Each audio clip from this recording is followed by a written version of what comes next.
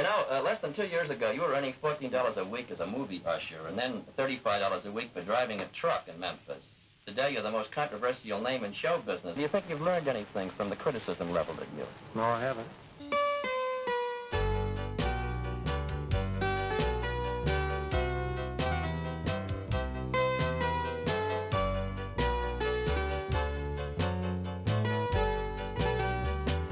On your personal appearance, did you create a sort of mass hysteria amongst your audiences of teenagers? Is your shaking and quaking in the nature of an involuntary response to this hysteria? Would you say that again, sir?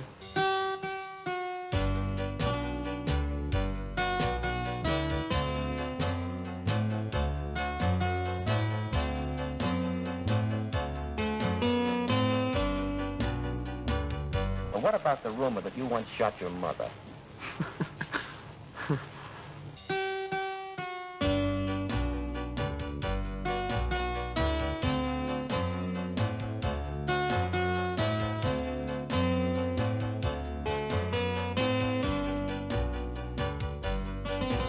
Well, there's another one, too, you may not have heard before. Several newspaper stories hinted that you smoked marijuana to hit the bottle in order to work yourself into a frenzy while singing. What about that? First of all, I plead innocent of all charges.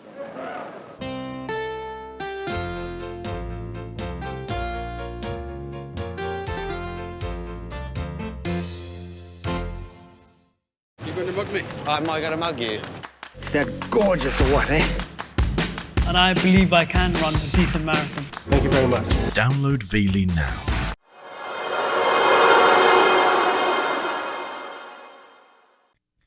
.306 Elvis Presley Drive, East Tupelo, Mississippi, was officially designated an historical site in 1978. But in 1934, the address was 306 Old Saltillo Road, and it was the home of Vernon and Gladys Presley. The couple had married on June 17, 1933. After first living with in-laws, Vernon and his father built the two-room house with $180 worth of lumber. On January 8, 1935, Gladys gave birth to identical twins who were given the names of Elvis Aaron and Jesse Garin Presley. Elvis was born first, and minutes later, Jesse was delivered stillborn. The following day, Jesse was buried in an unmarked grave at the Princeville Cemetery in Tupelo. The world that young Elvis was born into would forever shape his life. For most, the Deep South was a place of hard-scrabble existence. Workdays were long and hard. It was a world of segregation. Blacks and whites rarely mixed. Yet for the poorest of both groups, religion and gospel music played a dominant role in their lives. For young Elvis, the music would become a pathway to legend.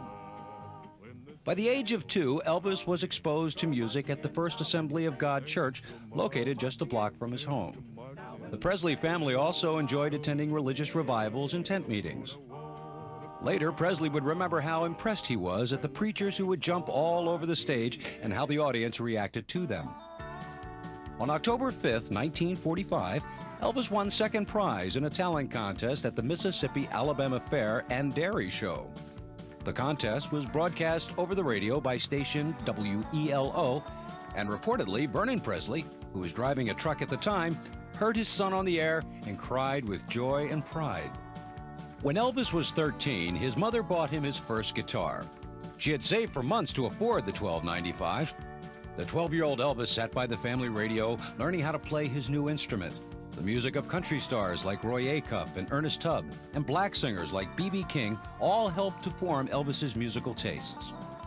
In September of 1948, the Presley family packed up all their belongings in the family car and moved to Memphis. Elvis's first home in Memphis was in a one-room apartment at 572 Poplar Avenue. Elvis was enrolled in Humes High School.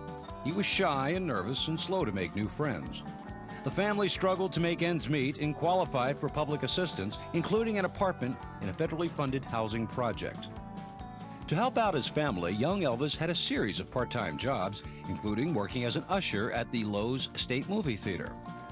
Slowly, a change was coming over Presley. He began buying flashy clothes at Lansky's on Beale Street, a favorite of country singers and local black kids. He changed his hairstyle from the popular crew cut of the time to wearing it long, slicked back with sideburns. He loved movies, and it has been reported he idolized Tony Curtis. Although he enjoyed dressing like a rebel, he was also a member of ROTC in his senior year of high school. His interest in music continued, but his shyness kept him from performing in public, although he did enter and win a talent contest in his senior year. In June of 1953, Elvis graduated high school. Later, he got a job driving a truck, similar to this one, for the Crown Electric Company, taking parts and equipment to various job sites. His take-home pay was $35 per week. In the summer of 1953, Presley decided to make a record as a present to his mother. He knew that Sun Records, a small recording studio and record label, also allowed people to make inexpensive demo records. Presley recorded 2 songs, My Happiness and That's When Your Heartaches Begin. In January of 1954, Elvis returned to Sun to make a demo record. This time, the studio's owner, Sam Phillips, was there and took an interest in Presley. Phillips put Presley together with local musicians Bill Black and Scotty Moore, and they began to play together. On July 5th, 1954, at Sun Records, the trio recorded That's All Right Mama and Blue Moon of Kentucky as the 2 sides of Presley's first professional record. At 9:30 p.m., and just one day after the record was completed, Memphis disc jockey Dewey Phillips played That's All Right Mama on his radio program. The reaction was immediate. Hundreds of phone calls came flooding into the station. Later that evening, Elvis came to the station and was interviewed by Phillips. Within the next couple of days, Sun had thousands of orders for the record. On July 12, 1954, Elvis signed a 1-year management agreement with Scotty Moore. As record sales mounted and more fans got to see Elvis perform, his bookings increased and he began to appear in packaged shows with people like Hank Snow. But not everyone was impressed with his brash performing style.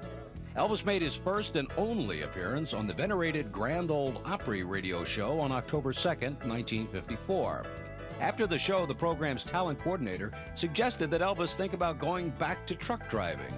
But screaming fans and zooming record sales were telling a different story. At each appearance, the crowds got larger and the press coverage more frantic. Presley's gyrations and gritty R&B sound were something completely new. In a blink of an eye, Elvis had become the hottest act in the South. On October 2nd, 1954, Elvis made his first appearance on the Louisiana Hayride radio show. He was signed as a regular and would make over 50 appearances on the program. While appearing on the program, Elvis met drummer DJ Fontana. Fontana played drums for Elvis on and off from 1956 to 1968. As 1955 began, Bob Neal, a local disc jockey and concert promoter, took over Elvis's management. Although Elvis was enjoying success, he was still very much of a regional phenomenon. In early 1955, Elvis came to the attention of Colonel Tom Parker, who was then managing country singer Eddie Arnold. Parker was actually born in Holland and immigrated illegally to the United States in 1929. After serving in the U.S. Army, he began his career by hawking carnivals and later founded the Great Parker Pony Circus. In February of 1955, Parker began assisting Bob Neal in booking Elvis. In March of 1955, Elvis, along with Bill Black and Scotty Moore, flew to New York to audition for Arthur Godfrey's Talent Scouts, a popular TV showcase for new talent. The act was turned down flat. The rejection may have had more to do with Elvis's image than his singing. At about this time, films were depicting teenagers wearing slick back hair and suggestive clothes as juvenile delinquents and troublemakers. They included The Blackboard Jungle, The Wild One, and Rebel Without a Cause. You know what kind of drunken brawls those parties turn into. It's no place for kids. A minute ago, you said you didn't care if he drinks. He said a little drink. You're tearing me apart!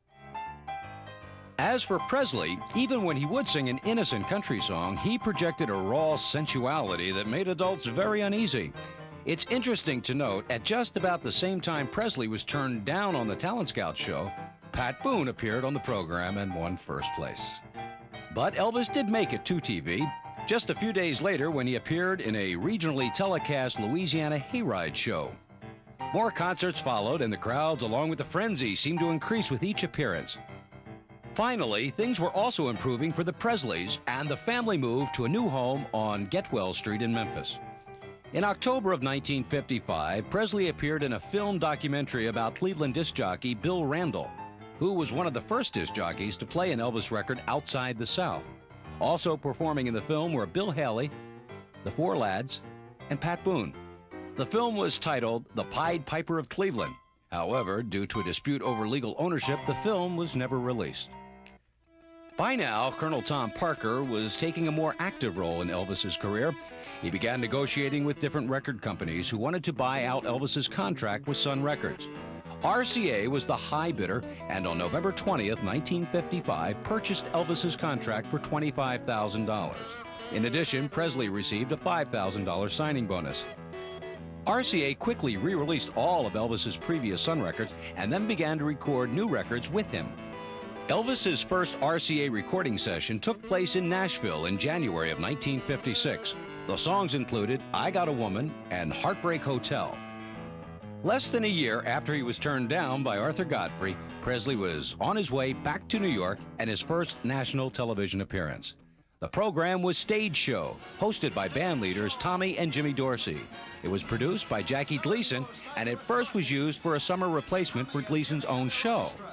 In 1955, Gleason brought back the show as a half-hour lead-in to his own Saturday night show, The Honeymooners. The program was having ratings problems, and it may have been the show's announcer, disc jockey Bill Randall, who first suggested booking Presley. Reactions to Presley's appearance were immediate and decidedly mixed. The CBS switchboard was flooded with calls, some demanding more and others outraged at its vulgar display. Now, controversy swirled around Presley as larger crowds and screaming fans clamored to see him at every concert. Meanwhile, worried parents read lurid stories of Presley's sexual escapades. For Colonel Tom Parker, it all made for an unbeatable combination.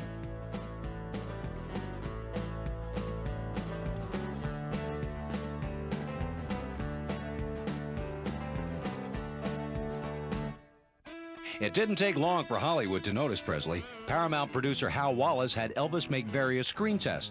One of the films Elvis tested for was The Rainmaker. He didn't get the role, but producer Wallace liked what he saw.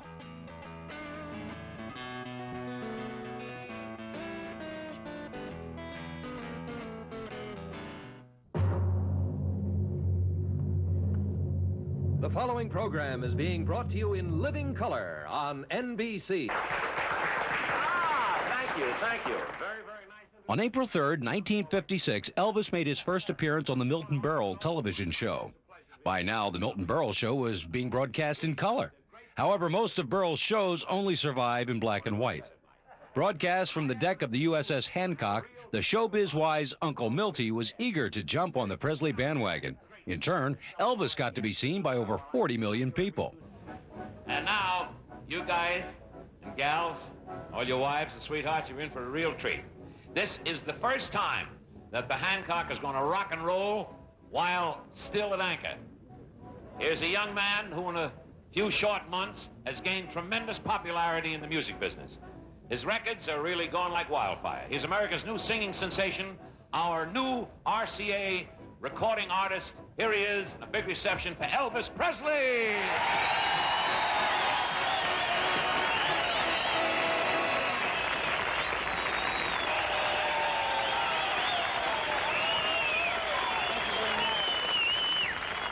Thank you, ladies and gentlemen, and now I got a little surprise for you. Here for his very first public appearance, I'd like you to meet my twin brother, Melvin Presley. Melvin? Berle probably had no idea that Elvis had actually lost a twin brother, and Presley was anxious to please Mr. Television and never brought up the painful reality.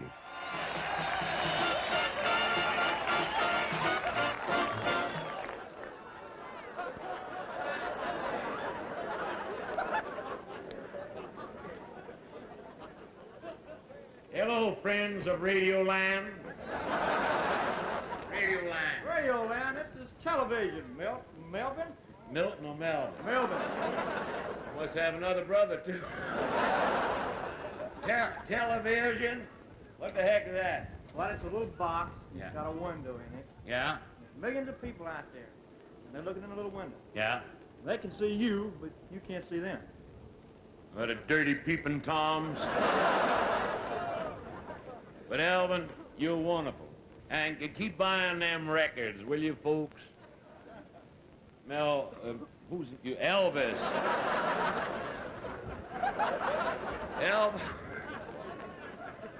Hot dog. Elvis needs the money. But I'll tell you, you're mighty proud to be here on this ship here, the Coke. And I want you to know the Coke. Coke. That's what it says on the side of the boat. USSHANCOCK. Coke. What's the matter? I know how to spell. That's USS Hancock, Melvin. Keep buying them records. I'm real proud of you, Elvis. Well, Melvin, I owe it all to you. You owe everything to me. That's... You taught me everything I know. Yeah, I'm glad you told that to the folks I did. I taught him his singing style.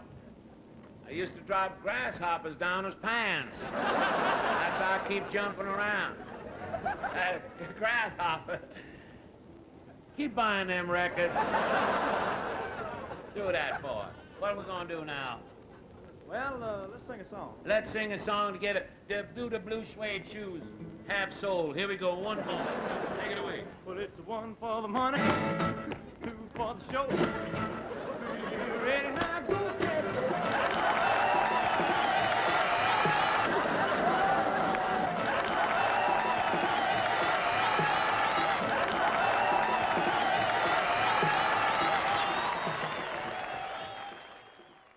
Elvis's acting ability with Milton Berle must have made an impression over at Paramount because just 3 days later, Elvis signed a 3-movie contract with Paramount with a starting salary of $100,000. Colonel Parker put his Elvis plan into high gear. He booked Presley for a 4-week engagement at the New Frontier Hotel in Las Vegas beginning April 23, 1956. Billed as the atomic-powered singer, Presley was paid $12,500 per week. But the one thing that usually shrewd Tom Parker hadn't figured on was that Vegas crowds were older. Elvis's repertoire of rock and roll got a cool reception from the middle-aged crowds, and after 2 weeks, the engagement was canceled. During his stay in Las Vegas, Presley visited Liberace, who was playing at the Riviera. The two musical heartthrobs posed for pictures that were quickly flashed around the world. However, the Vegas setback was quickly forgotten, especially when the Presleys moved into their new home on Audubon Street. On June 5, 1956, Elvis made his second appearance on The Milton Berle Show. Considered one of Presley's wildest television appearances, his unrestrained antics jarred many critics who called him lewd and obscene, while his fans, especially young girls, swooned with delight. How about my boy? How about him, huh? Come on.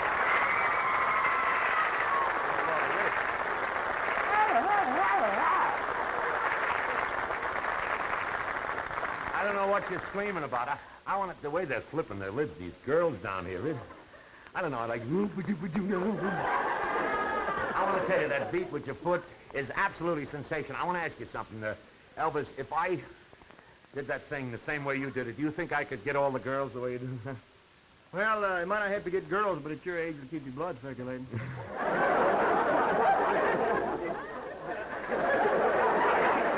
At my age. You make me feel like a used car. My taillight may be dragging, but my battery is still charging. I'll tell you that.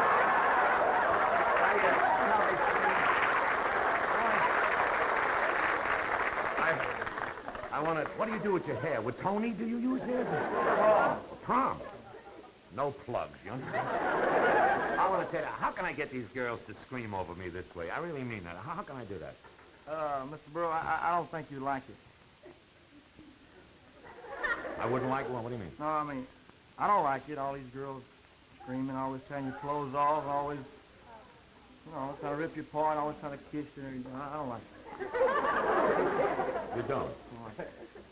Someone must have stomped on his head with those blue suede shoes. You must be kidding. Are you kidding? You don't like it? No, I'm not. I tell you, I'd rather have a quiet type of girl. Someone more sedate. Someone that'll calm me down and relax me, you know? You don't want a girl. You want a Milltown. That's what you mean. Really, Mr. Burrow. Yeah? I tell you the type I dig is someone like that Deborah Paget. I can't hear you. I'm next to you, but I can't hear you. I said, I love this guy. Somebody like Deborah Paget? Someone like Deborah Paget. Oh, you like that type? No, look. Man, she's real gone. I know she's real gone, but look, the Deborah Paget, Elvis, she's not in your league. You know what I mean? I'll prove it to you. She's not too sophisticated for you. Deborah, would you come out here, please?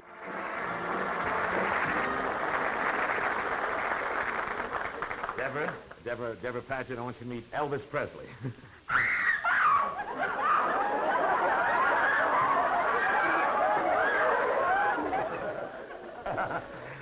Well, how you feel now, man? Cool, man. I like that. She kissed him and he feels cool. This I don't...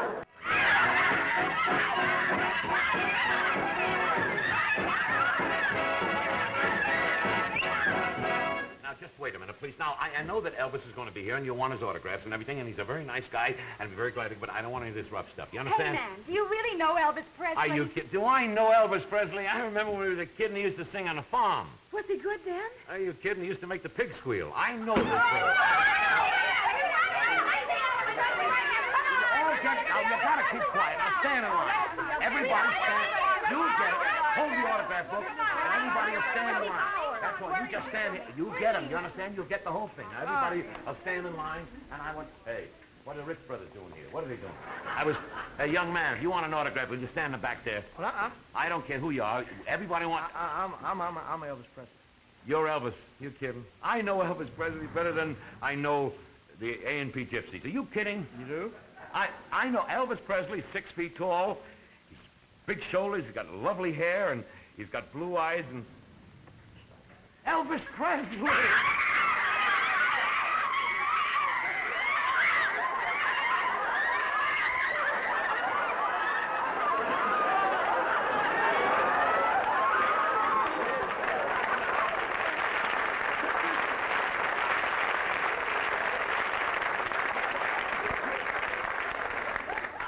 Give me the good old Rudy Valley days.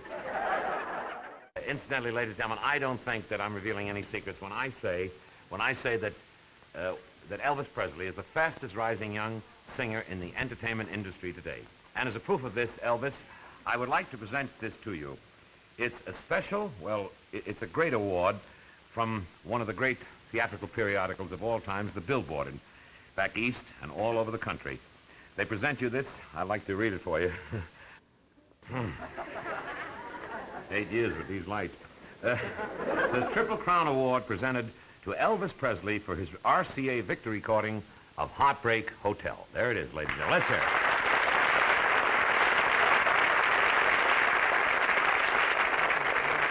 You deserve this award, Elvis, and good luck. On June 20th, 1956, Elvis appeared on Dance Party hosted by Wink Martindale.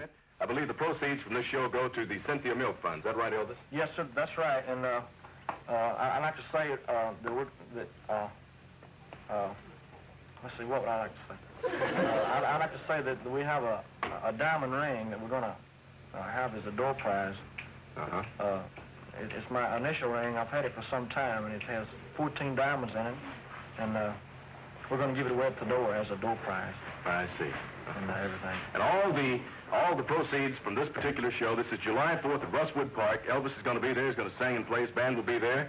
Many other stars will be there, too. And we will certainly want you to watch Bob Johnson's column in the Memphis Press Cemetery, watch all the publicity on it, and get your tickets in advance. Elvis Presley, I want to thank you again because we know you're a busy man, and thanks a lot for coming by and seeing us at the dance party and saying hello to all your friends here in Memphis and the Mid-South. And anytime you're in town and want to come by, we certainly will welcome you. I think I have on something tonight that's not quite correct for evening wear. Not quite formal? What's that, Elvis? Blue suede shoes. Oh, yes. On July 1st, 1956, Elvis was scheduled to appear on another NBC program, originally broadcast in color, The Steve Allen Show. Elvis's previous television appearances, especially on the last Milton Berle show, had created so much controversy that Allen tried to tone down Presley by having him wear a tuxedo. After appearing on The Steve Allen Show, Presley went back to his hotel room and later, at 11:30 p.m., did a split-screen interview on the High Gardner TV show. Hi. I have Elvis Presley on the phone. Hello? Hello? Hello, Elvis. Just one moment. Hello, Elvis. Hello? Did you have fun tonight on the Steve Allen Show? Yes, sir. I really did. I really enjoyed it. First time you ever worked in tux or tails? It's the first time I ever had one on, period. You mean you've got, as they say, 4 Cadillacs, but no tuxedos? No tuxedo. I usually drive the Cadillacs in blue jeans. That's very interesting, particularly when a cop stops you and wants to know if you own the car, huh? That's right. You have to show them all your ownership papers and everything. You know, less than 2 years ago, you were earning $14 a week as a movie usher, and then $35 a week for driving a truck in Memphis. Today, you're the most controversial name in show business. I want to give you an opportunity here to go over a lot of the rumors that have been printed about you, including a few that I printed myself, because some of these things can be checked and some can't, and I think that we ought to sort of fix up the record. Now, your style of gyrating while you sing has been bitterly criticized, even by usually mild and gentle TV critics like Ben Gross. Now, do you bear any animosity towards these critics? Well, not really. Those people have a job to do, and they do it. And do you think you've learned anything from the criticism leveled at you? No, I haven't. You haven't, huh? Because I don't feel that I'm doing anything wrong. 2 or 3 columns this week that carried items that you had bought 4 Cadillacs. Now, what is better than that, Elvis? It's And what? It's the truth. I do have 4 Cadillacs. What do you do with 4 Caddies?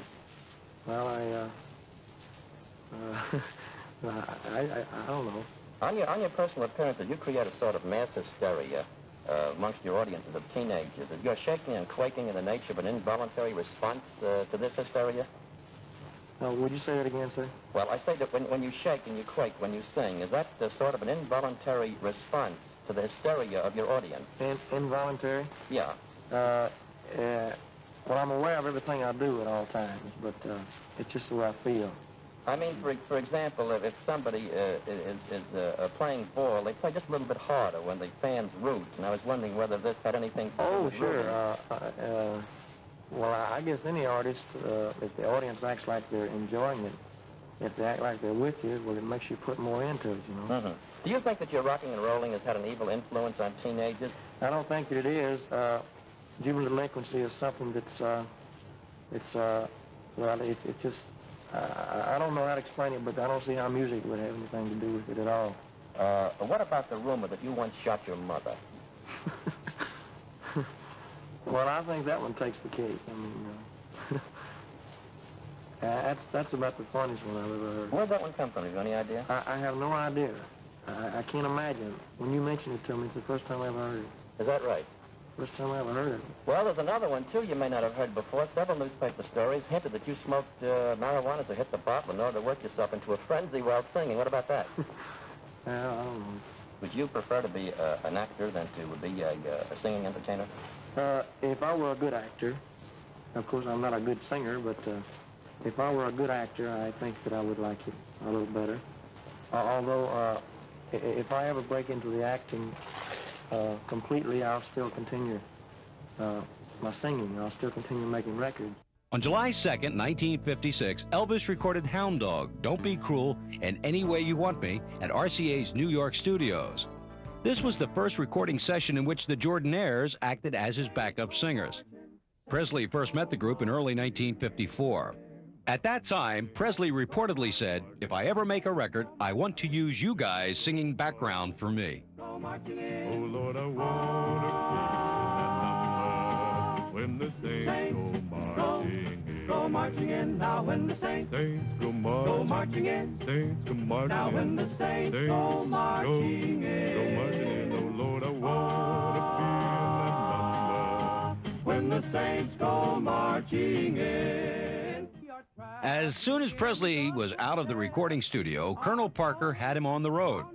Using the publicity generated from his recent television appearances, Presley was booked into stadiums and theaters all over the South, like this appearance scheduled for August 7th in St. Petersburg, Florida. Later in August, Elvis began filming his first feature for Paramount, Love Me Tender. By now, Elvis had bought his mother a pink Cadillac.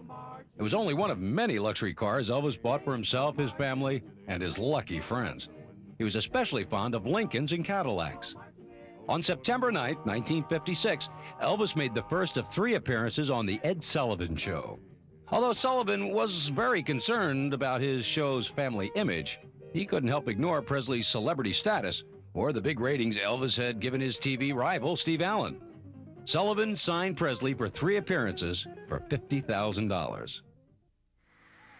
September 26, 1956 was declared Elvis Presley Day in Tupelo, Mississippi. Elvis returned to his hometown and gave a concert to wildly adoring fans. The shy young boy who left Tupelo was back as a national sensation, riding the record charts with 4 #1 hits. Of course, fame can have its pitfalls. On October 18, 1956, Elvis stopped at a gas station in Memphis. A crowd quickly gathered. Ed Hopper, the station manager, demanded that Elvis move and hit Presley on the back of the head. A fight broke out between Hopper and Presley, and attendant Aubrey Brown also joined in. The two men brought charges against Presley, and all 3 appeared in a Memphis courthouse. Presley was cleared of all charges, and both men were fired from their jobs. Presley had won both the physical and the legal fights. But he did pay a price. The publicity underscored his unsavory image in many adult minds. But it also heightened the excitement for his next Ed Sullivan Show appearance just 10 days after the gas station incident. Elvis Mania was in high gear on November 15, 1956 in New York for the premiere of Love Me Tender.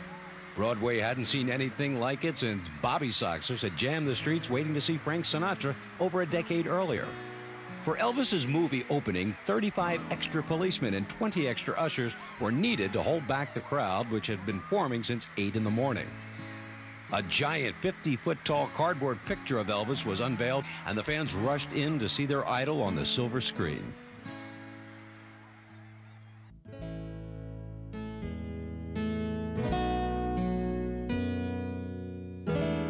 The sensational adventure of the notorious Reno brothers, Elvis Presley as Clint Reno, who loved his brother, but also loved his brother's girl. I know you and Kathy used to be kind of fond of each other, but well, you ain't got no hard feelings against either one of us now, have you? Hard feelings? Me? Why, of course not. I hoped it'd be that way, Vance. We're so much in love. Say you ain't laid awake every night by my side thinking of him. Wishing I was Vance. Wishing you'd waited for him and never married me.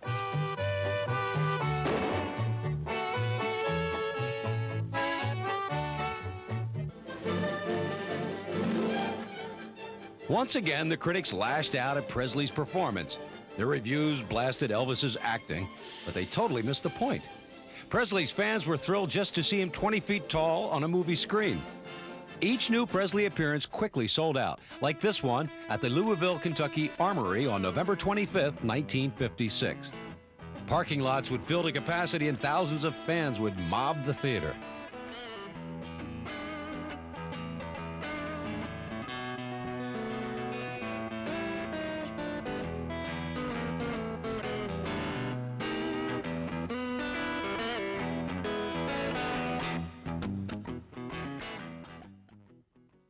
But, I mean, he's cute. Well, you know, he's just so limber and loose. I mean, it's really marvelous. Well, he just feels the rhythm. Digs it the most. You don't see anything wrong with it. No. Just like snapping your fingers or clapping your hands. If you dig the music, you dig the music. Most adults saw things differently. Elvis and rock and roll represented a threat to their way of life. But this rock and roll rhythm has been the seed of trouble, and we want to keep trouble out of Jersey City. Rock and roll has got to go. Some radio stations even refuse to play rock and roll music. Playing rock and roll records. This week is record-breaking week here at KWK, and after this week, no more rock and roll will be played on the air. In the middle of this heated atmosphere, Presley was scheduled for his 3rd appearance on the Ed Sullivan Show on January 6, 1957. Ed Sullivan had become more sensitive to the controversy over Elvis's swinging hips and ordered the cameraman to shoot Presley only from the waist up. The TV audience was left to guess why the girls in the audience were screaming. After the program, Sullivan called a press conference to defend his actions. His attempt to censor Presley had backfired and only helped fuel the mania that surrounded his every appearance. And those appearances got bigger and bigger. Like the thousands of fans who jammed the Chicago amphitheater in March of 1957, Presley appeared in his now legendary gold lame tuxedo, designed by nudies of Hollywood at Colonel Parker's request. The costume became immortalized when Elvis wore it on the cover of a 1959 album. In March of 1957, Elvis purchased Graceland for $102,500. By now, Colonel Parker had the Presley money machine in high gear. Elvis's concert fees kept rising. One hit record followed another, and the Colonel and RCA began marketing and licensing Elvis products. Each new item brought more and more money and fame to to the growing Elvis empire. Elvis's next film, Loving You, premiered in Memphis on July 9, 1957. Loving You, the first big modern musical built around the fiery personality of Elvis Presley. Follow him through the barnstorming days and the one-night stands, the big moment when the girls discovered him and he discovered girls. See what happens when a down-to-earth kid goes too high, too fast. It's not my future you care about, it's yours. It's what I can do for you. You don't care about me or Tex or anybody, just yourself. You've got 15 minutes to get on that stage and find out if you've even got a future.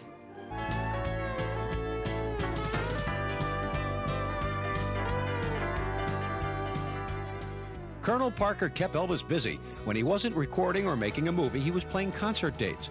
Typically, thousands of fans would turn out and anxiously await Presley's arrival. In September of 1957, Elvis tried to arrive quietly in Portland, Oregon for 2 concerts, but a local reporter caught up with him. Elvis Presley, how are you? Hi, sir. How are you? Ivan Smith, representing ABC with KCW-TV. I'd like to welcome you to Portland. Thank you very much. What is your concert tonight? How long a duration will it be? The entire show will be about 2.5 hours. I think I'm on for about 40 minutes. What songs are you going to hit? Well, I'll do practically all of my songs. Which song do you think is the biggest right now? Don't Be Cruel is the Don't Be biggest. Cruel. How about Teddy Bear? How's it doing? It's about 2 million now. We have a bunch of teenagers up the other side of the studio waiting to see you, and as you can see, in spite of all the secrecy and this little devious plan, that a lot of it freaked out. That's why I think yes, it always does. It always does. But I don't mind it. In fact, if you come into a place, there's nobody there to meet you, you start wondering, you know. On October 17, 1957, Elvis's third feature, Jailhouse Rock, premiered. As an indication of Elvis's growing muscle at the movie studio, the MGM commissary accommodated Elvis's taste in food by adding crisp bacon, mashed potatoes, and dark brown gravy to their menu during filming of Jailhouse Rock. Vince Everett, dynamically portrayed by Elvis Presley, was a tough blackboard jungle kid. Jailhouse Rock is also the love story of this rebel. How dare you think such cheap tactics would work with me? Any tactics, honey? It's just a beast in me. The fires of violence still raged in Vince as he fought his way to fame and fortune in the exciting world of popular music. And then came Hollywood. Oh, Vince, let's try it again. Vince! How do you like our movie star, Peggy? He has adapted very quickly. Well, there's not much oxygen up where he is, and the man gets lightheaded. There comes a time when you got to take a hand in things, and that time is now. Don't push me, I'm gonna beat hell out of you. Don't try it. You're talking crazy, man. You know you got it coming, son. I said don't try. A sad footnote, Judy Tyler, who co-starred with Elvis in Jailhouse Rock, got her start playing Princess Summer Fall, Winter Spring on the popular Howdy Doody television program. Jailhouse Rock was just her second film and her last. Tyler and her husband of just 4 months were killed in a car accident in July of 1957. In January of 1958, Elvis began production of King Creole. But a month earlier, Milton Bowers, Memphis Draft Board president, had hand-delivered Elvis's draft notice to Graceland. In March of 1958, RCA released Elvis's Golden Hits Volume 1, the first of a long line of hit collections. The album remained on Billboard's album charts for 50 straight weeks. Elvis's actual induction came on March 24th, 1958. No soldier was ever drafted into the Army with the fanfare and publicity that surrounded Presley's. 55 photographers and cameramen converged at the Memphis Draft Board when Elvis, accompanied by his parents, arrived for his induction. After receiving some initial instructions and filling out forms, Elvis practiced taking his oath. That's your other right, Elvis. Next up was Presley's pre-induction physical, and the cameras couldn't wait to get some shots of America's heartthrob taking off his clothes. Then it was time to check the eyes that so many young girls were swooning over. I wonder if Elvis's blood pressure was a little high with all those cameras pointing at him. And speaking of pressure, I wonder how Elvis felt when he had to strip down and, as they say in the Army, assume the position. All with the cameras still rolling. Finally, it was time to take the oath.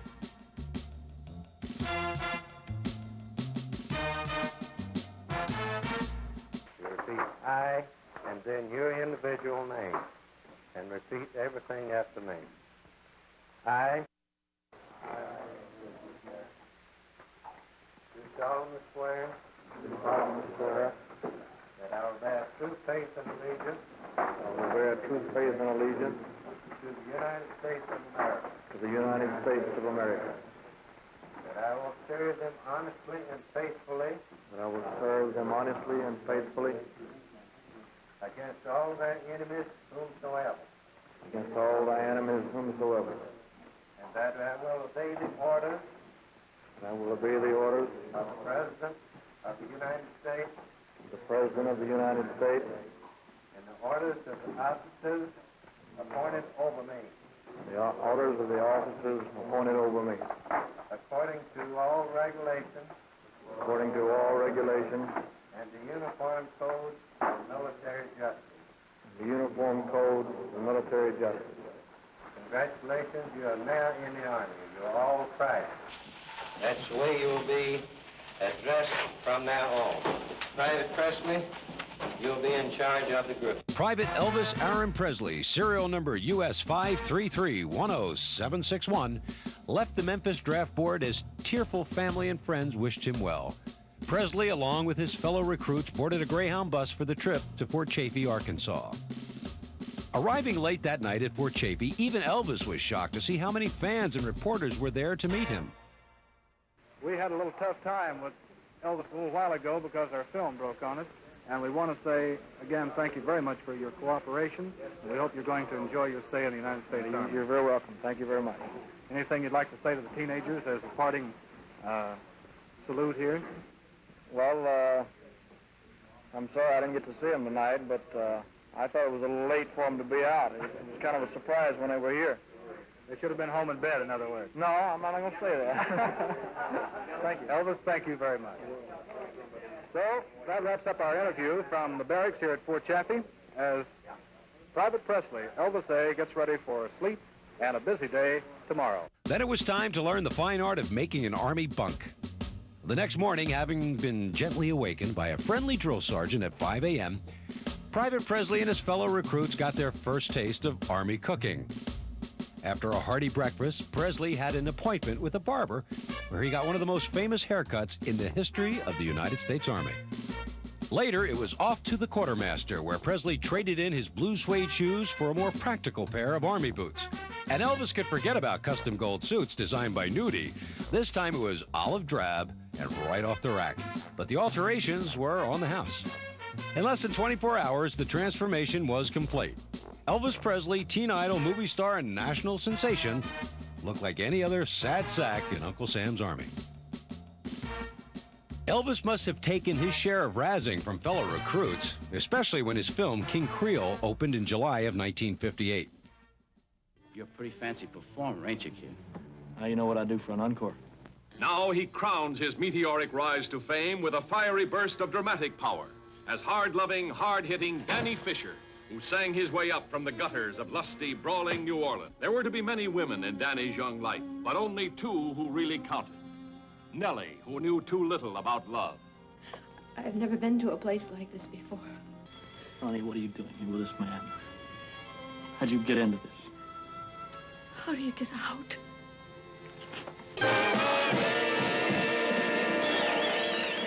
While Elvis was training at Fort Hood, his parents were living nearby.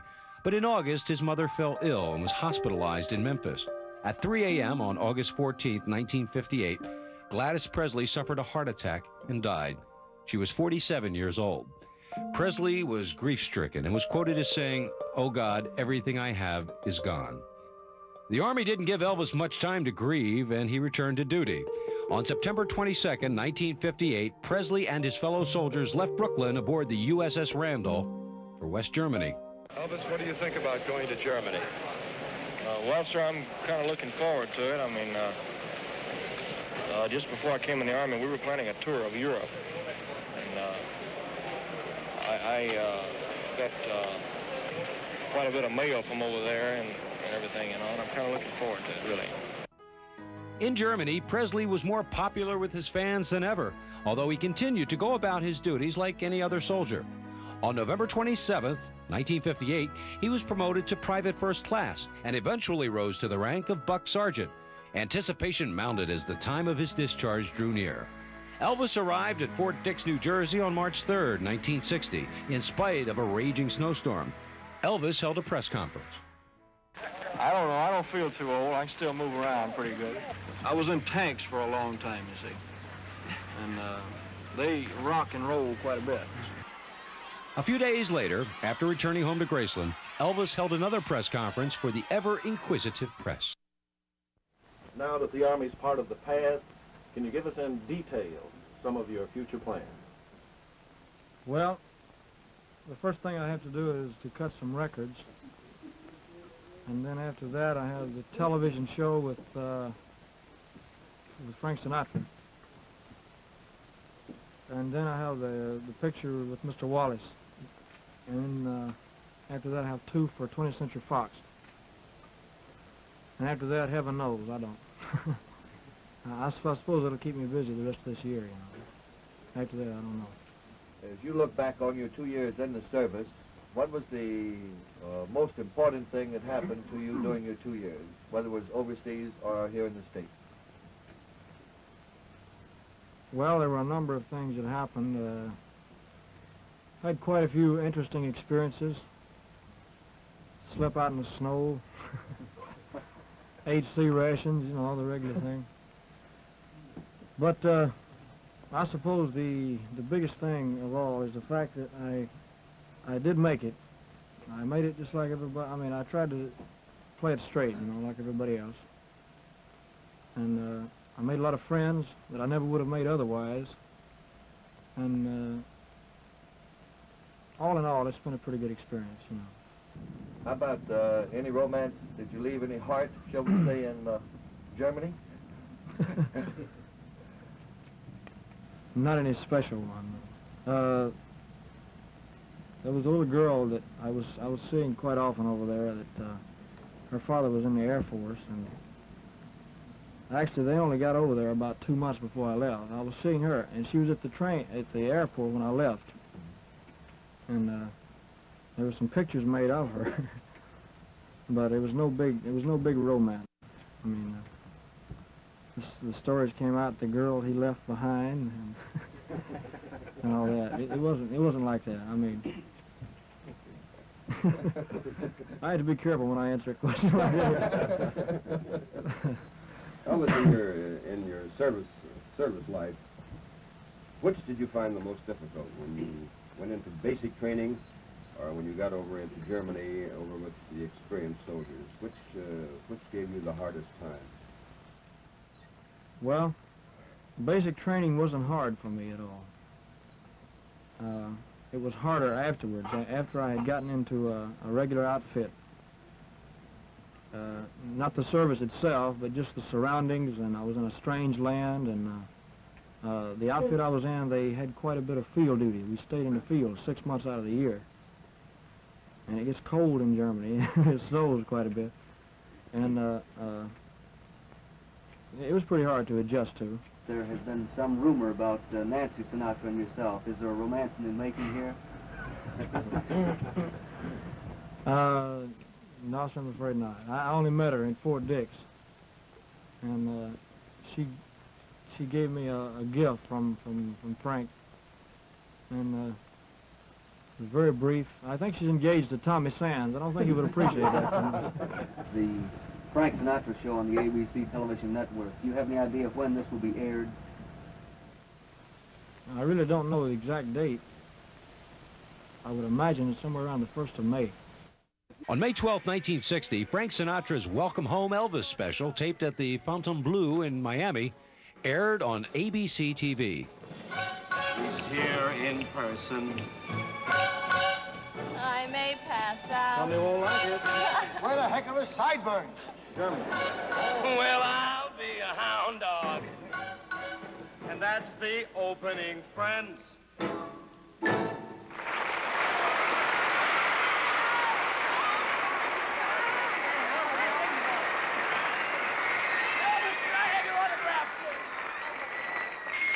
was great, and I'm glad to see the Army hasn't changed it. Wasn't it great? That's the first time I ever heard a woman screaming at a male singer. Don't you remember me there, Charlie? You know, I always wondered, as a matter of fact, while you were singing, Elvis, I thought to myself, I wonder what would have happened if I had recorded Love Me Tender instead of you. I wonder if it made any difference. I think it would, about 2 million records less. He should have. You smarty pants. Elvis was back.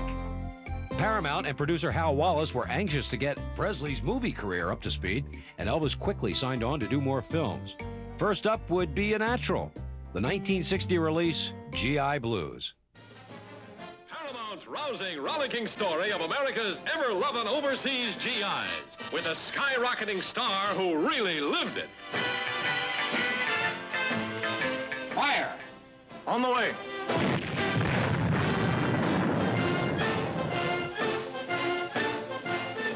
I'm so pleased you came to Germany.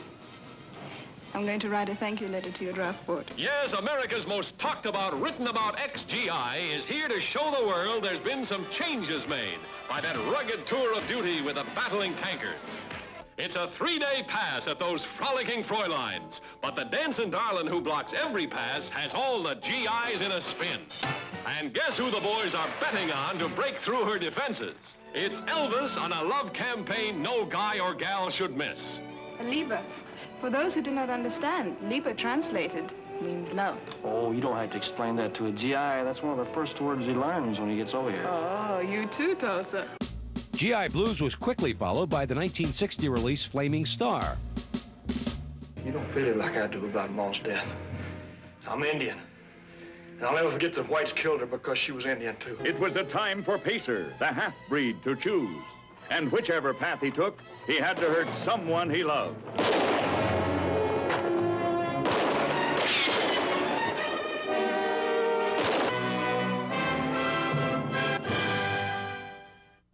In March of 1961, Presley traveled to Hawaii to begin filming Blue Hawaii.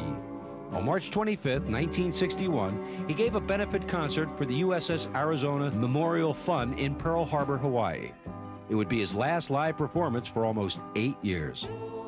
On November 22nd, 1961, Blue Hawaii opened.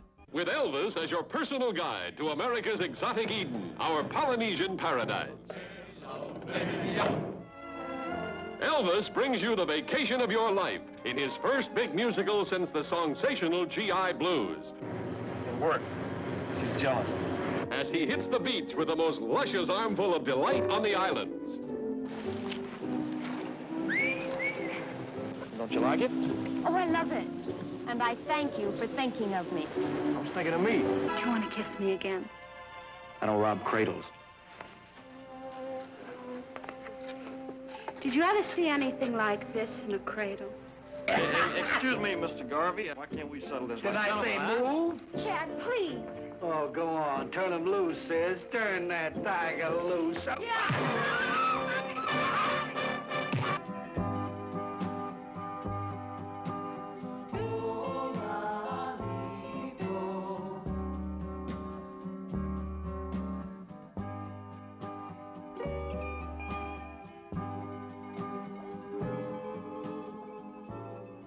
In June of 1961, Wild in the Country was released.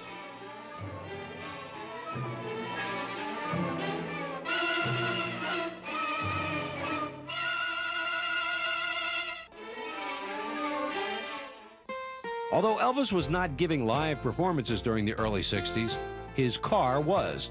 Presley's 1960 Cadillac, which was customized by famed car builder George Barris, was frequently sent on tour by RCA.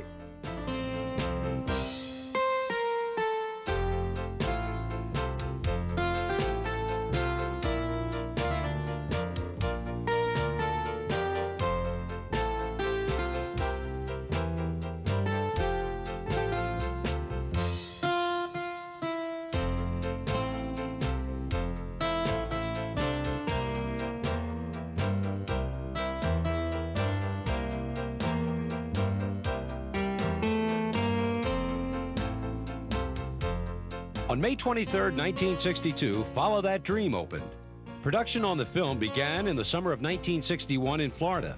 Elvis arrived on location in his specially equipped bus. The bus was nicknamed Plain Jane because the exterior gave no indication it was Elvis's bus or the luxurious interior within. It's headed for this theater. It's a new Elvis, one you've never seen before. Uproariously funny as a lawman who does everything wrong but gets the right results. Elvis, absolutely irresistible as an unwilling Lothario who turns to ice every time a lovely lady turns on the heat. Anybody ever tell you you're very handsome? Only girls. Take care of the sheriff, Pete. Turn on the music. And make it loud. I like it loud. Well, what are you waiting for? Where's your gun? I got it. Louis. Yeah. Here, take the flashlight. Presley was turning out movies at a breakneck clip. Barely 4 months after Follow That Dream opened, on August 29th, Kid Galahad hit the nation's theaters. It's a knockout. A honey of a picture full of that Elvis kind of action.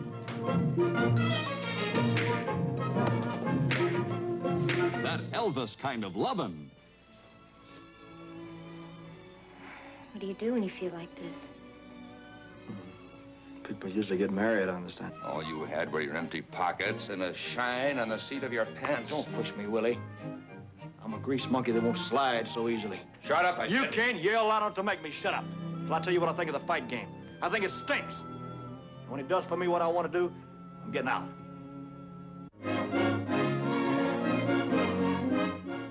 In April of 1962, Presley had flown to Hawaii to work on his next film, Girls, Girls, Girls. After a month of location shooting, Elvis flew into Honolulu before returning to Hollywood to finish the film.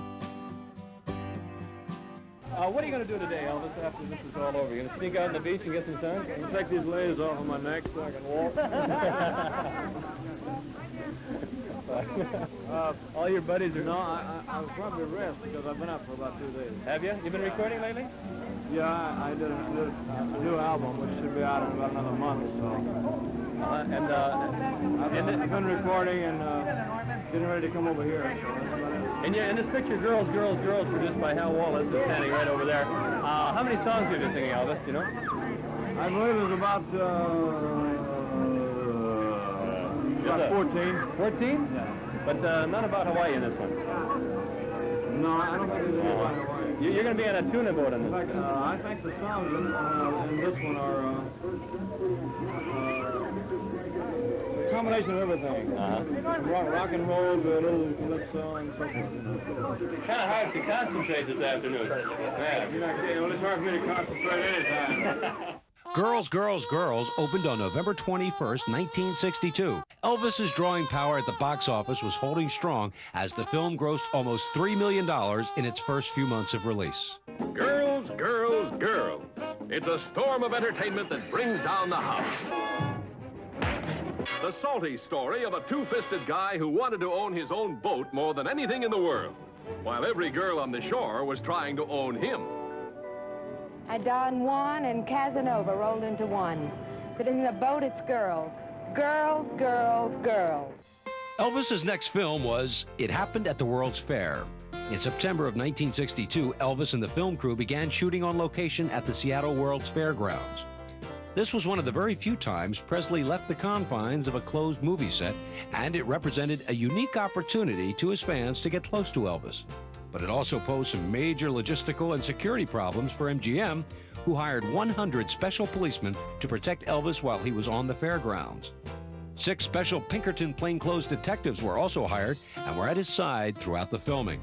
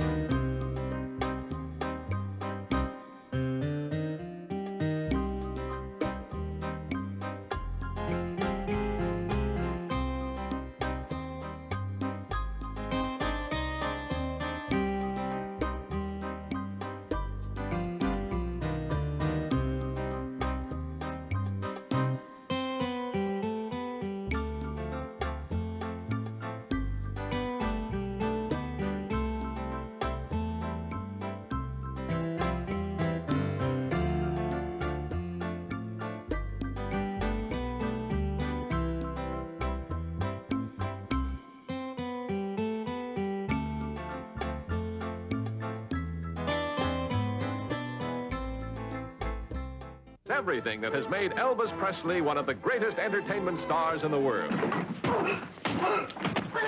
His romances. Dorothy! Get me my gun, Emma. Mom, Dad. What do you mean But now something new has been added. The warm touch of a great guy. For Elvis has a new sweetheart, little Vicky Tew, one of the cutest youngsters you've ever met. Of course, he has a big sweetheart, too. Several of them, in fact. 1 minute, there's something in this eye, and the next minute, there's something in this eye. He's got something in his eye, all right. Yes, the Space Needle rocks and the monorail rolls in an eye-popping riot of explosive hilarity. Boy, did this man really give you a quarter to kick him? Yes, he's some kind of nut. And of gorgeous gals, gags, and gangsters. Get moving. Come on, move. In November of 1963, Elvis's next film, Fun in Acapulco, opened. It's moments of drama at the top of the famous La Perla Cliffs and the attempt to dive into the treacherous waters below. Wanted by the shapeliest playmates in Mexico. From the younger set who adores him, to a lady bullfighter who learned her talented passes in the corrida, and a beautiful gal in a bikini who's the shape of things to come. Oh, it must be a very important mission that sends you off in such a hurry. If you must know, I'm on my way to La Perla to see your girl. Why don't you move me? On January 30th, 1963, Elvis purchased Franklin Roosevelt's presidential yacht Potomac for $55,000. He presented the boat to Danny Thomas in care of St. Jude's Children's Hospital in Memphis. Elvis's acts of charity became legendary. Only a few were captured on film, like this check he is giving to Bud Abbott and Barbara Stanwyck for the Motion Picture Relief Fund. During Christmas time, Presley passed out over $50,000 in checks to various charitable organizations in Memphis. When it was announced that Elvis would pass out checks, Presley laughed and said, "Elvis is just going to pass out, period." But most of his charitable work was done in private. 1964 saw more Elvis films, including Kissing Cousins and Viva Las Vegas. Presley's co-star in Viva Las Vegas was sexy Ann Margaret. Rumors flew all over Hollywood that the duo were having a torrid romance. At one point, Ann Margaret actually announced to the press that she and Presley were engaged. Presley quickly put an end to the rumor, and the couple's romance cooled. Viva Elvis! Viva Ann Margaret! Viva the excitement when these two let themselves go on a wild and woolly whirl through Funtown, USA. Yes, the sky's the limit for love, laughter, and those wonderful new sounds. It's a pleasure to hear a man's opinion and not have to listen to the stubborn ravings of a boy who won't grow up and...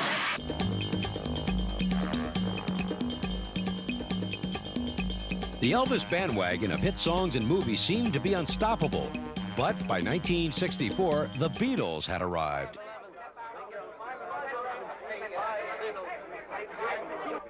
Suzanne Davis says you guys are nothing but a bunch of British Elvis Presleys. He must be blind. It's not true. It's not true. And for the first time in his career, Elvis had a serious rival for the affections of American teenagers. 1964 ended with the release of Roustabout. In January 1965, Elvis celebrated his 30th birthday. Later in 1965, Elvis's 17th film, Girl Happy, was released. In May of that year, Tickle Me was released.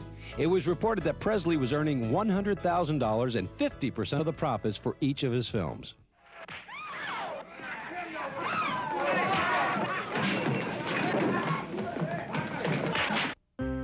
In November of 1965, Presley's 19th film, Harem Scarum, was released. On March 31st, 1966, Frankie and Johnny premiered in Baton Rouge, Louisiana. More films followed, including Paradise Hawaiian Style, Spin Out, Easy Come, Easy Go, and Double Trouble. Over the years, Elvis's name had been romantically linked to many women, especially all of his former leading ladies. In fact, Elvis reportedly said, "If I slept with every woman they say I have, I would have been dead a long time ago." But all the speculation ended on May 1st, 1967, when it was announced that Elvis Presley had married Priscilla, the young girl he first met in Germany while he was in the Army. 100 guests assembled in the lobby of the Aladdin Hotel in Las Vegas, Nevada. The double ring ceremony took place at 9:41 a.m. Following the party, a press conference was held, and the world got to see the king and his new queen.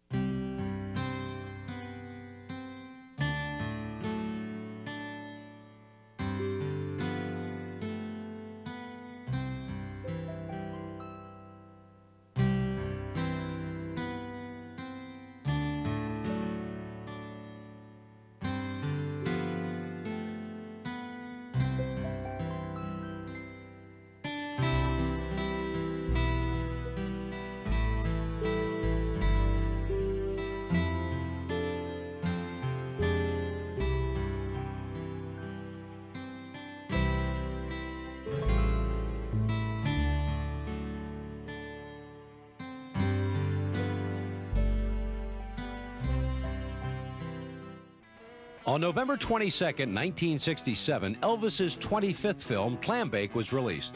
Principal photography on the film was delayed 1 week because Elvis fell in the bathroom and hit his head, suffering a minor concussion. Was it an early warning sign of trouble to come? In October of 1967, Elvis left Graceland to begin work on his next film, Stay Away Joe. He didn't want to leave Priscilla because she was pregnant. Elvis returned home for Christmas, and on February 1st, Lisa Marie Presley was born. To keep up his lavish lifestyle, Elvis had to leave Graceland to make more films like Speedway and Live a Little, Love a Little, released in October of 1968. But the most significant event of 1968 happened on December 3rd when Presley's television special, originally titled Singer Presents Elvis, sponsored by the Singer Sewing Machine Company, aired on NBC. The tremendous success of the program acted as a jumpstart to Elvis's touring and concert career. His first live appearance would be in Las Vegas, and cameras captured Elvis at the construction site of the new Las Vegas Hilton, signing a $1 million contract for a 4-week engagement beginning on July 31st, 1969. There's only one reason that people really come to Las Vegas, and this is it: to play at the gaming tables of casinos large and small, whether they are downtown where a penny can activate a slot machine, or more opulent like this one at the Las Vegas Hilton where thousands of dollars can change hands on the turn of a card. But hotels here also cover their bets on crowd appeal by using big-name talent in the showroom. It's no accident that theater audiences enter and leave that theater through the casino. Elvis Presley provided this hotel with sellout crowds at all his performances. The cross-section of people to whom Presley appeals can be seen in the long line of those waiting to see him perform, a line which wound through this casino and must have given hotel management mixed feelings when it removes these people, even temporarily, from tables and slots. 200 British fans chartered an airliner and flew here to see Presley, making this the high point of numerous stops along a Presley pilgrimage trail. They bought Presley souvenirs, like his famous hound dog, just as they must have at other stops, like his birthplace in Tupelo, Mississippi, and his current home near Memphis. But here in Las Vegas, they saw Presley perform in person. These fans may speak with English accents, but they speak with the adoration of any true Presley pilgrim. Means everything, a lifetime's ambition. Yes, to me it does personally, you know. Why? Well, I've always liked Elvis since I was 11. I'm 22 now, and I've never bought anybody else's records, and I don't think I ever will, you know. Well, I think it's the most wonderful thing I've ever done in my life, you know. I mean, I've always wanted to see Elvis in person. I know I have. What has this trip meant to you?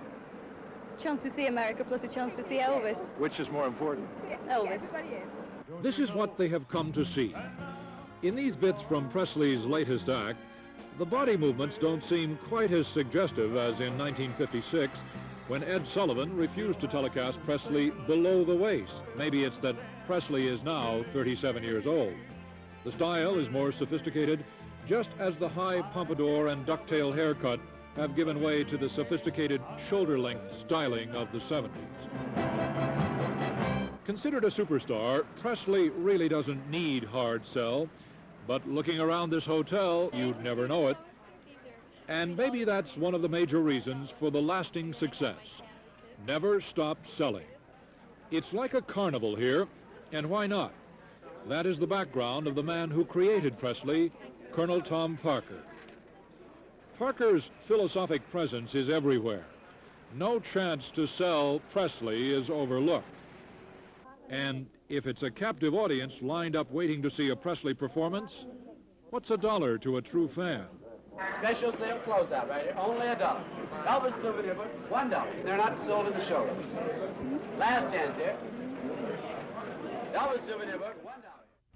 In March of 1969, Charo was released. Later, 1969 closed out with The Trouble with Girls and Change of Habit, which was Elvis's 31st and last scripted movie. All future Presley films would be concert-based films. On December 21st of 1969, Presley visited President Richard Nixon at the White House. Presley, who had a fascination with guns, gave the president a commemorative Colt 45, and reportedly the president gave Elvis a Narcotics Bureau badge. In January of 1970, Presley returned to the International Hotel in Las Vegas for another smash one-month engagement. The following month, he was booked into the Houston Astrodome for 6 shows. Presley held a press conference to talk about the upcoming appearance. What do you think of Texas? I like it. I like it. Excuse me, I can't take this fresh air, man. I'm used to the garbage can at the International Hotel, man. If I can't smell some garbage, I don't feel at home, man, I'll tell you. Do you have any films in the making right now or any plans? No, there's nothing in, as far as I know, is there, Colonel? Anything in the workings? I can't commit myself. An 8mm Walt Disney special we're doing next year, I think. I don't know. We're shooting some now, right? There's nothing as far as I know. So I just hope I can put on a good show, mainly. What happened to the Jordan Air? I can't get them out of Nashville, man. They got stuck in Nashville, and you know, they make so much money, and they do so well in Nashville. You can't get them out of there. You know. You ever pull out any of those old records from the Sun label and listen to them at all? They sound funny, boy. They got a lot of echo on them, man, I'll tell you. You were available to the public only in films. Yeah. For a long period of time. Well, I think the most important thing is the inspiration that I got from a live audience. I was missing that. You see, country music was always a part of the influence on my type of music anyway. It's a combination of country music and gospel and rhythm and blues all combined is what it really was. As a child, I was influenced by all of that. Elvis's professional career was going greater than ever, but rumors began to surface that all was not well between Elvis and Priscilla. She complained that the couple were constantly surrounded by Elvis's friends and they spent very little time alone together. On November 11th, 1970, Elvis, That's the Way It Is, opened.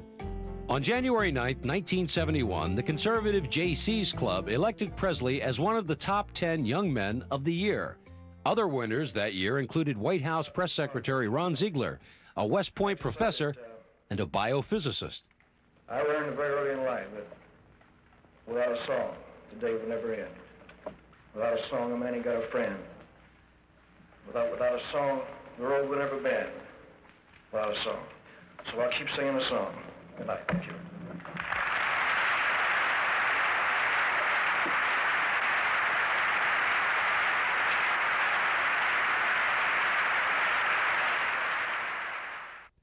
Elvis's tours and hit records continued. As each new concert venue was announced, it was sold out. Fans screamed as Elvis, clad in one of his special karate-inspired jumpsuits, prowled the stage, kicking and punching in the air. In June of 1972, Presley came to New York to perform at Madison Square Garden. It was the first time Presley had ever appeared in concert in New York. Reporters gathered at the New York Hilton, where Presley, joined by his father Vernon and Colonel Tom Parker, held a news conference. First of all, I plead innocent of all charges. Okay. All right. Okay. Thank you, dear. No, all kidding aside, we had to wait our turn to get into the garden, you know. No, I stopped using that greasy kid stuff, too. Just like everybody else did, man. Yeah. Well, I found that in the audiences that we have, it's mixed. It's older people, younger people, and the very young, and all types of people, you know, which is good. I just made a movie of the last tour that I did. It's the first live concert that we ever filmed, so that's my next project. It's coming out. There's so many places that I haven't been yet. I've never played New York. I went to Hawaii to get a tan for New York. The Madison Square Garden engagement was another Presley triumph. Over 80,000 people attended the concerts. The once shy young man from Tupelo was now the undisputed king of rock and roll, with 2 generations of fans clamoring to see him perform and still making his records chart-topping hits. On August 18, 1972, Priscilla Presley filed for divorce. The couple had been separated since February. On September 9th, Elvis met Linda Thompson. She was the reigning Miss Tennessee and 3rd runner-up in the Miss USA pageant. Elvis and Linda became constant companions. Later that year in November, Presley's 33rd and last film, Elvis on Tour, was released. In January of 1973, Presley arrived in Hawaii for a unique around-the-world event.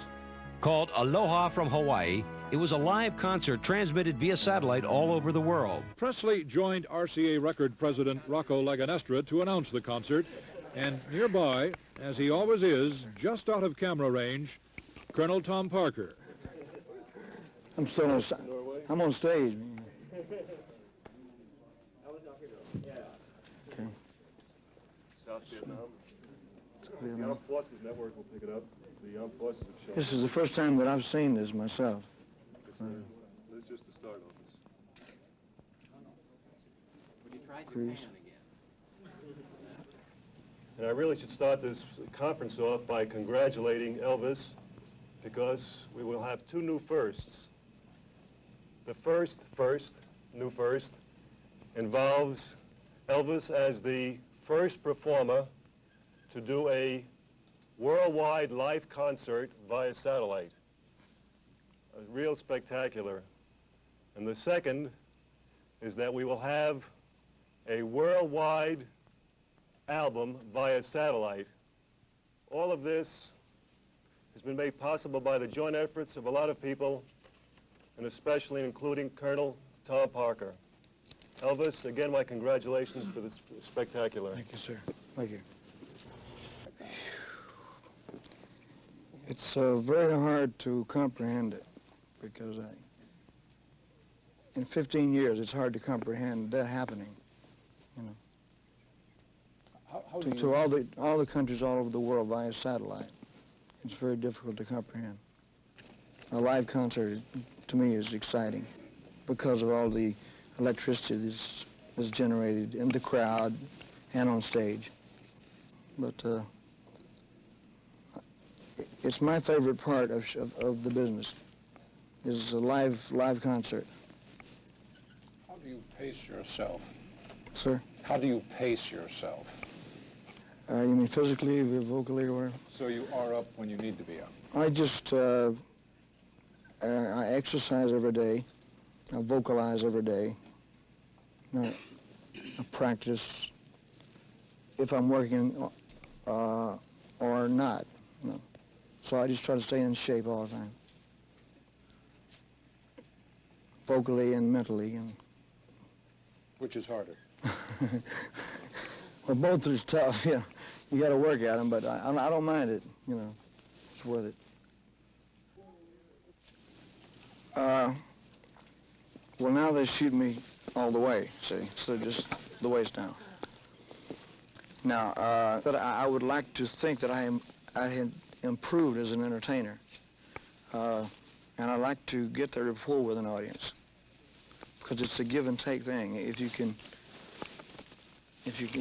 you can do that, it works, you know. If the artist or whoever is performing can get that kind of rapport going with the audience, then it pays off. It's good, you know. But do you feel that you have more of that rapport now than you did 15 years ago? I couldn't answer that. I really couldn't. I must say this about when we first approached the various countries around the world, Elvis is certainly the only performer that could do this today. He is well known in every country that we have taught, in fact, in every country in the world, and the acceptance was just fantastic. It wasn't a case of any selling. because, you know, he's been in demand for live performances around the world, but you just can't do this, so this is the way of approaching it. But the acceptance exceeded all of our expectations, Elvis. Thank you very much. That's very nice. The program was broadcast on January 14, 1973, and was seen by over 500 million people. Throughout the early 70s, Elvis continued to tour extensively, although many fans began to notice that he was gaining weight. But the crowds kept coming to see him, and many refused to leave the theater until they heard the announcement, "Elvis has left the building." In 1975, Elvis broke the record for gate receipts for a single performance at a concert in Pontiac, Michigan. By 1976, Elvis's weight had ballooned to over 230 pounds. There were rumors of erratic behavior and drug abuse. He became more and more isolated from his fans as he was whisked off immediately after each performance. In 1977, Elvis had to stop a concert in Baltimore for health reasons. He left the stage and returned 30 minutes later. The tabloids began running negative articles about Presley's food cravings and reported temper tantrums. On June 26, 1977, Elvis gave what would be his last public performance at Union Square Arena in Indianapolis. On August 1st, 1977, the book Elvis, What Happened was published. Written by longtime Elvis insiders Red and Sonny West and Dave Hebler, the shocking book describes Elvis as a brooding and violent man, obsessed by death. It outlines sexual encounters and drug binges. These had to be difficult days for Elvis. He had spent so many years trying to reverse the negative images that followed him as a young performer. But now, some of his closest friends had betrayed him.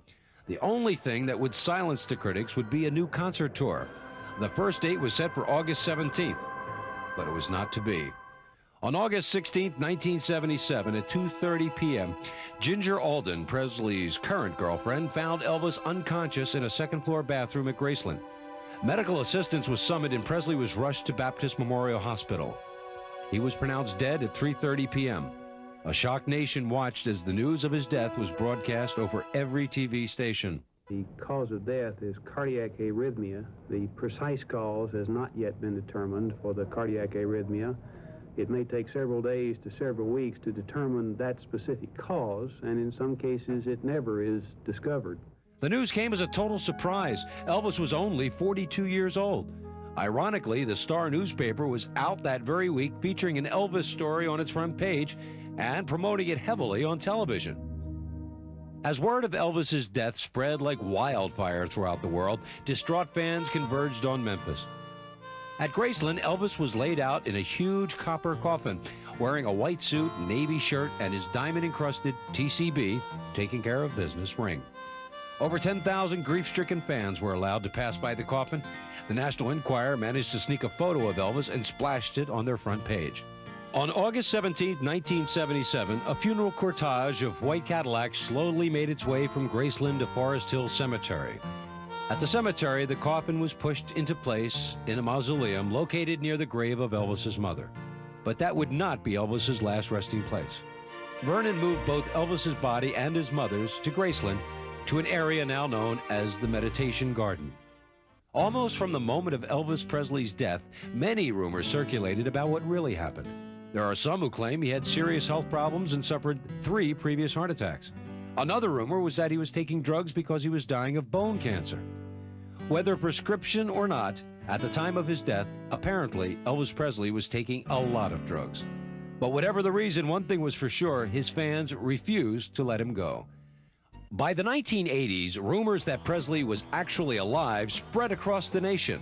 In 1988, the National Examiner reported a Presley sighting. Through the years, hundreds of sightings have been reported, and there have been books and audio tapes claiming that Elvis is still alive. Others claim that they have been visited by the ghost of Elvis. Both ends of his life are celebrated as fans travel to his humble birthplace in Tupelo. And thousands gather every year for an emotional candlelight vigil outside Graceland on the anniversary of his death. In his legendary career, Elvis made 33 feature films. He was awarded over 90 gold single records and over 50 gold albums, and 4 of his albums stayed on the charts for over a year. Elvis Presley has become a subject analyzed by authors, music critics, even historians. But in the end, the why of it really doesn't matter. What matters is that for whatever our own personal reasons, he deeply touched all of our lives. Maybe Elvis's father, Vernon, summed it up best on Elvis's tombstone eulogy when he said, he had a God-given talent that he shared with the world, and without a doubt, he became most widely acclaimed, capturing the hearts of young and old alike. He was admired not only as an entertainer, but as a great humanitarian. He revolutionized the field of music and received its highest awards.